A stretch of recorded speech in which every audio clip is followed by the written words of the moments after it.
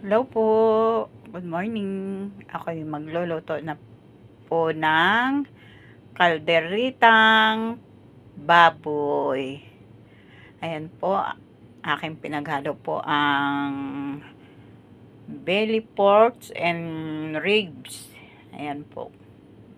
Minarinate ko po siya sa star sauce at tuyo at saka ketchup. Nilagyan ko po siya ng 2 lemon. 1 kilo at 1/4 po yung baboy. Ayan po siya. Ayan po yung mga ingredient po na gagamitin ko. Patatas, carrots, siling pula at green.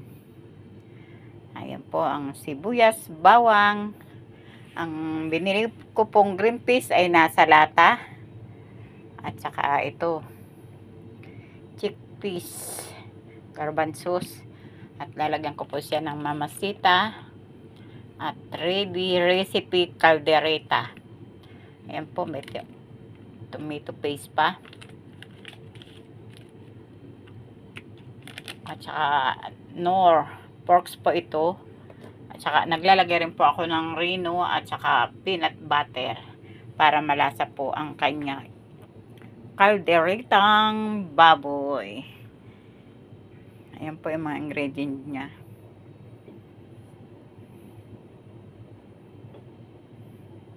Wala pa po dyan yung paminta. Pero meron na po itong paminta. Nilagyan ko na po siya ng paminta sa pag-marinate.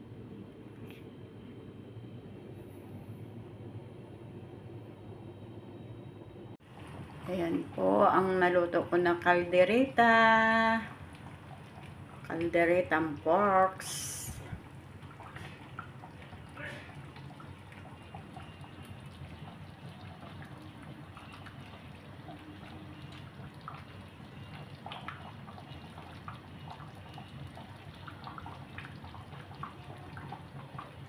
Ayan, luto na po siya.